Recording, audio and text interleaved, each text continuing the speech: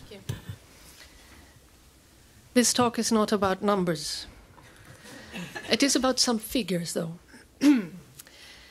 One of the recurring figures in the history of sciences, and of philosophy for that matter, is the Greek mathematician Euclid. Especially, of course, his Elements of Geometry is among the most influential texts ever written. Influential for its definition of the point and other geometrical entities, for its axioms such as equals from equals, for its postulates such as the infamous parallel postulate, and for its proofs concerning round circles and other quantities. The work had a far more extensive influence, however, due to its form or method of exposition.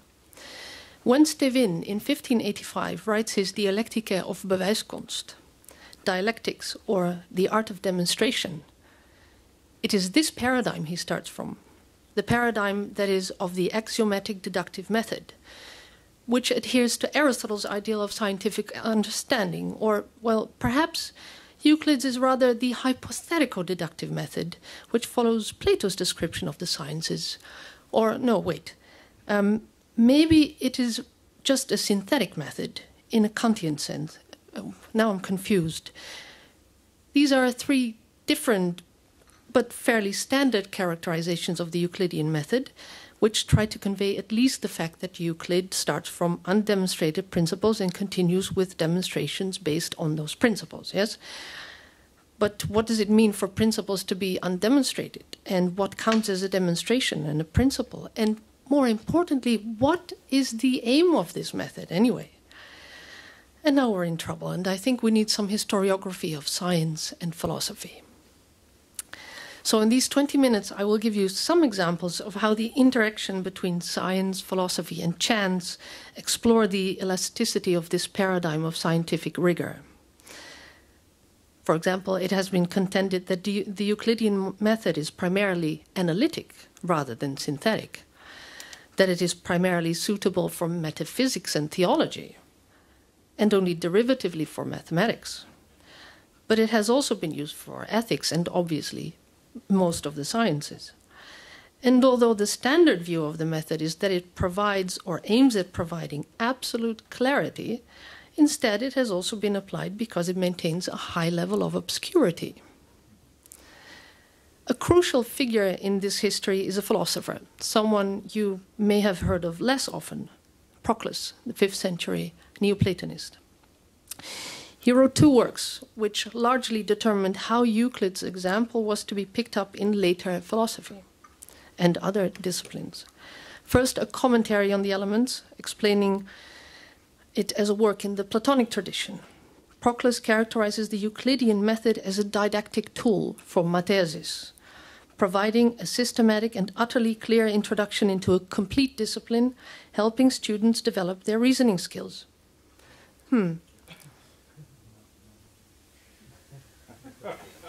Right.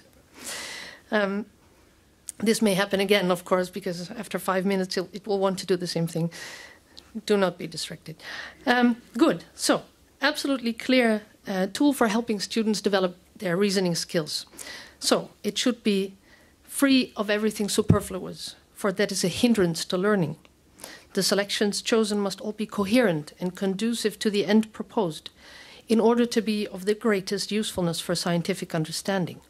It must devote great attention both to clarity and to conciseness, for what lacks these qualities confuses our thought. The Elements are a Platonic work of maths, and therefore preparatory and hypothetical.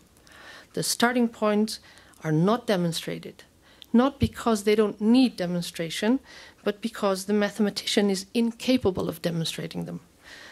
That can only be done by a metaphysician, a philosopher. Proclus, for example. So that is what Proclus does in his own Elements of Theology. He presents an overview of metaphysics, following the example of Euclid's Elements, deducing levels of the transcendent and divine causes from a first proposition. All manifold in some way partakes in unity. Elements then are elementary. They present the basics in a manner suitable to our understanding. This fits perfectly with the Renaissance ideal of developing the individual. Stevin, too, aimed at writing introductory works for a large public. We also see it in the Arabic reception of the model, which goes via Proclus. Al-Kindi, for example, in the 9th century, who opened up the ancient world to Arabic thinkers, wrote several short treatises on the impossibility of an infinite and eternal world, all starting from what looked like Euclidean definitions and axioms, then to proceed with demonstrations. In one of those treatises, he calls this method of exposition brief, not too complex to understand, nor too cumbersome to remember, suitable for an educated mind and a virtuous character. Interestingly, however, in a later treatise on the same topic, he seems to have changed his mind regarding the nature of the Euclidean method and its audience. He announces that he will present such a simple explanation in clear terms because it is necessary for stubborn people who are aversive to truth and refuse to accept common notions. A similar irritation can already be found only a century after Proclus in Boëtius. He uses the Euclidean method in a short treatise on metaphysics, on the question how things that are can be good without thereby being identical to the absolute good, God. He answers this question by positing some evident starting points, common concepts, deriving a dilemma, and then dissolving it using a thought experiment and demonstration. He writes in rather terse language, nothing like the literary style of his Consolation. To give an example, his first common notion, principle, reads, being and that which are different. Being and that which is are different. For being itself is not yet, but that which is and exists once it has received the form of being. It is not at all clear what Boëtius means by this. Lots of publications in referee journals being produced on this topic. And in fact, Boëtius himself agrees.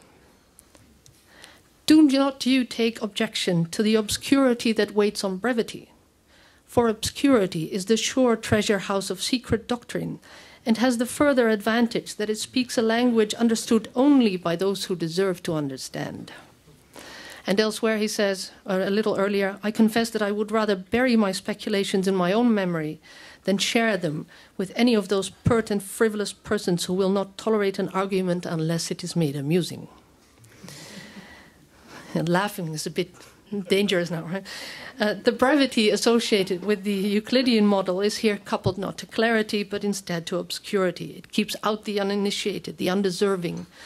Boëtius does not explain whom he has in mind, but elsewhere he distinguishes between himself and mobs of ignorant speakers who use the cloak of impudent presumption to cover up the vice of ignorance. Sophists, possibly. An exposition, more geometrico, Boëtius implies, guarantees that the audience will make an effort, that only those readers who are prepared to make an effort or morally upright will approach the text. This theme of inclusion and exclusion of the audience gets a nice twist by a chance element in the reception of the Euclidean model in the Middle Ages. When Proclus wrote his influential commentary, he explained the difference between two kinds of geometrical propositions, theorems and problems. Theorems require a demonstration that something is the case, and problems require that some figure be constructed. The proof of some theorems requires a construction, but all problems require a proof next to the constructions. So, says Proclus, theorems are superior and dominant.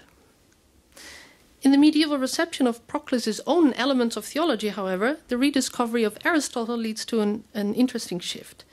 Take, for example, the Byzantine philosopher and priest Ioan Petrici, who wrote an influential commentary on Proclus in Georgian. He knows about the role of problems in geometry, but he follows the meaning of problem, the meaning problem has in Aristotle's topics. In his own words, or actually in my English translation of the German translation of Alexitze and Bergermann of the Georgian text of Petrici. I don't read Georgian, I'm sorry. Please note, this is the German, I will translate. Please note that the first thesis is called the word that is supplied beforehand, problema, the problem. Like when you say, I maintain this, but you, the opponent, do not maintain this, so let us clarify it through the rules of demonstration. When it is clarified through the compelling rules of logic, and the opponent has to retract because he is refuted, then the first thesis, the problem, is taken up once more, and you say, this is how it is. What was once a form of an elementary introduction has now become a polemic genre. At the other extreme of the polemic spectrum, let's look at the most famous imitation of Euclid, Spinoza's presentation of his Ethics, More Geometrico. This is angrily characterized by Nietzsche as hocus pocus of the mathematical form in which, as if in iron, Spinoza encased and masked his philosophy so as to strike terror into the heart of any assailant who should happen to glance at that invincible maiden in Pallas Athena, but actually masking the personal timidity and vulnerability of a sick recluse. Yes, Nietzsche loved Spinoza, otherwise this has to be said. Now, this is the most extreme of many views on Spinoza's use of the method. According to a renowned Spinoza scholar who made this translation, Jonathan Bennett, the method is instead a sign of intellectual honesty, positing not self-evident truths, but careful hypotheses probing in an attempt to solve problems. So, does this method avoid discussion? Does it suggest that we have reached final truths? Or does it instead invite discussion? Is it a tool for sharpening our thought? Stevin would probably agree with Petrizzi and others. The art of demonstration is for him a battle of words, a battle, but aiming to find the truth concerning something uncertain. Strijd met woorden door de welke men tracht naar de waarheid eniger twijfelachtige zaken. At the end of this work, The Art of Demonstration, he gives a nice example of how this might work in practice. In dialecticelijke tesamenspraak, a dialectical dialogue, starting from an argument between Jan and Pieter on whether a door is a hole in the wall or the wooden thing which sometimes fills the hole. There is one thing that did not change about this method, the use of it. Its ultimate aim is human happiness. This is a feature one might not directly associate with Euclid, but it is nonetheless present in almost all examples of its explication. Spinoza's Ethics is a good example. It's a treatise which tries to understand the world in all its facets, in order to understand human nature, in order to become happy. This is also why the method is often characterized as analytic rather than synthetic. According to Proclus again, analysis is not only a method used within a geometrical proof. It is the most important part of any work using Euclid's example. The beginning of such a work should be analytic in the sense that it proceeds from something about which we already have knowledge, from experience, to the ontologically prior, its causes, the transcendent causes.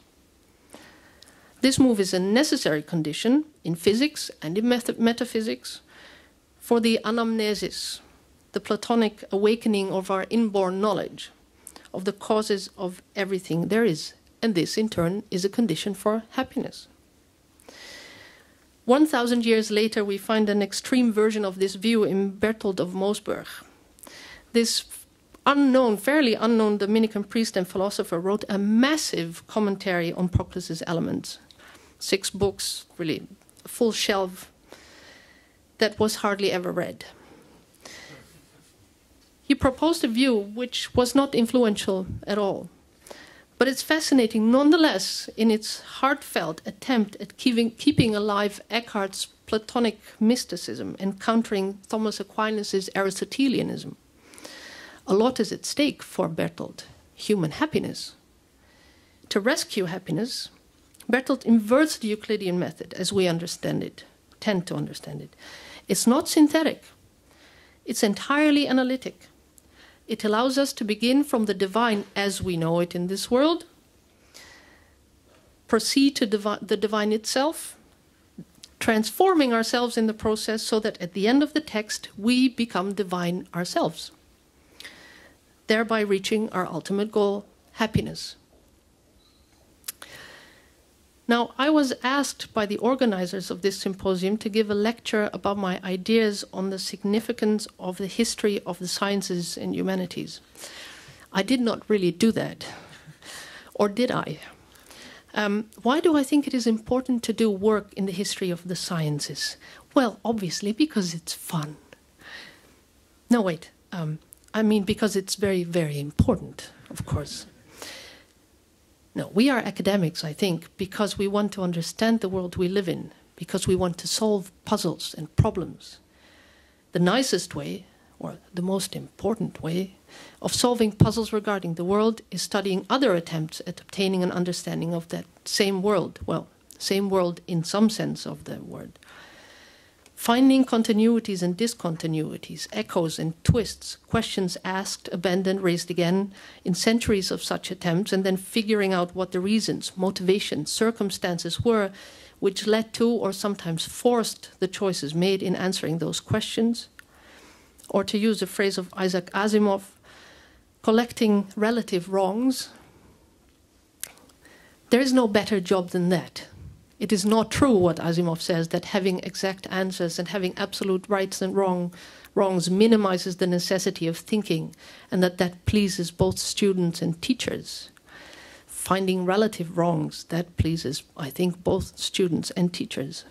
It's what makes us happy. And when we are happy, we can educate happy students.